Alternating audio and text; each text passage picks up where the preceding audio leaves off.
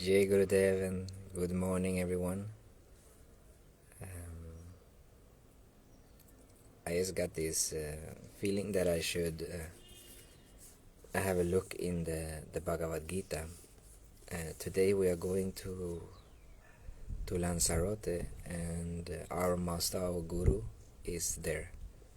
And we will meet him in a few days on a Satsang.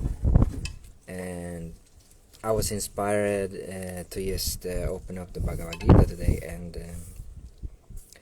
I found an interesting verse, or there are two verses that I want to share with you, because I know that you can relate, because all of us are in this world, right? And when we are in this world, we are doing actions, right? We are doing certain deeds in form of we going to work, we are taking care of things, and so on. So I want to share this verse because I know, because Bhagavad Gita is life itself. And when we can understand life, we can understand who we are. And when we understand who we are, we can be free. So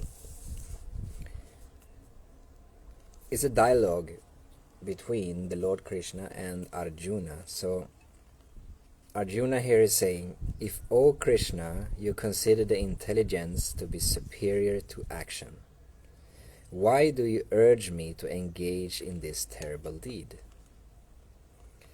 You confuse me with statements that seem to contradict each other. Tell me for certain the way I can reach the highest good. So this is the two verses. And now I will read the explanation of my Gurudev, how he explained those two verses. So in deep attention, Arjuna has been listening to Krishna, but inside of himself he is not fully cleansed. That doubt is still there, that mind is still active. He wants to understand in depth the knowledge that the Lord wants to give him. He is asking, how can I do certain duties, have certain responsibilities, certain relationships, but not attach myself to them? Krishna is talking to Arjuna, but in reality, he is talking to everyone, because he is not talking to a person, he is talking to the soul. People may differ in beliefs, they can differ in faith, but knowledge, true knowledge, is universal. Even if Bhagavan Krishna had talked about jnana yoga and had given Arjuna this great knowledge, they were not on the same wavelength. Their vibration is different. Bhagavan Krishna is the Supreme Lord himself, so when he is talking, he is in his fullness. Whereas Arjuna is listening, but he is still in a lower level. He has to rise to the same level so that he can understand. Here Krishna is not just talking about the knowledge that you read in a book or that you hear from others. He is also talking about the inner knowledge, how to attain God consciousness. So Arjuna surrenders to the Lord. He is humbly submitting himself to the Lord and is willing to change himself. He is still hanging on to the mind, but with attentiveness and with the willingness to change. Arjuna is removing his own will little by little. He is renouncing his own will so that his inner will, which is in accordance with the Guru, which is accordance with Sri Krishna himself, will free him.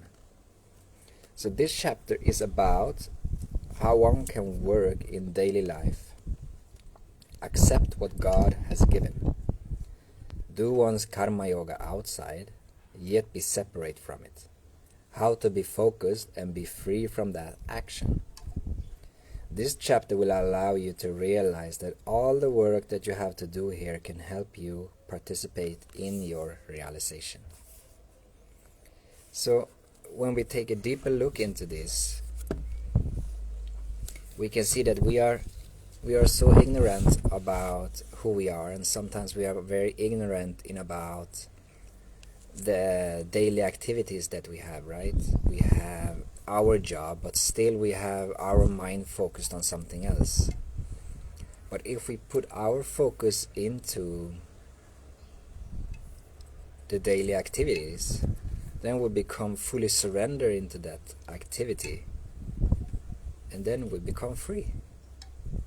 Because if we can surrender to our dharma, because what God has given to you, as he says here, God puts you in different situations all the time, right? And your situation may just be that situation at the moment, right? You are in a certain job, you are in a certain situation. It is because God has put you into that situation. So if you can absorb that situation fully and be fully into that situation, then you are surrendering yourself, you're surrendering the ego, and when you're doing that, you are freeing yourself. So this means that when we do the action that is given to us fully, then we do the true karma yoga. So this chapter is about karma yoga and how we can fully accept what God is given to us. And when we do that, we are raising our vibration actually. Nowadays many people talk so much about raising the vibration, right? But just be fully absorbed into everything that comes to you in life, and take that as an opportunity to realize yourself. Then you're slowly, as it's saying here, Arjuna is little by little removing the wheel of ignorance, right? And we can do the same. It's the same for us. Arjuna is just a symbol also for our life, right? And our situations. So that's why I love with the Gita, because the Gita is life itself. And especially this version from my guru, Master Paramahamsa Vishwananda. It's an amazing, simple version, very up to date, to really understand easy, because some Gitas that I read before, they are very it's so much, there's so much of information that goes into the mind that you lose it. You don't have the energy to really read it. But this one is very simple, so I highly recommend it if you want to go deeper, because we want to attain realization, right? We want to attain to understand who we are. We want to become one with God again, and that is why we are here on earth actually, even if we don't understand it yet. So I just wanted to share that. I hope that can be of inspiration for you. And we are heading to Lanzarote, and we're looking forward to be at the feet of the Master again. I wish you all a beautiful day. Jai Gurudev.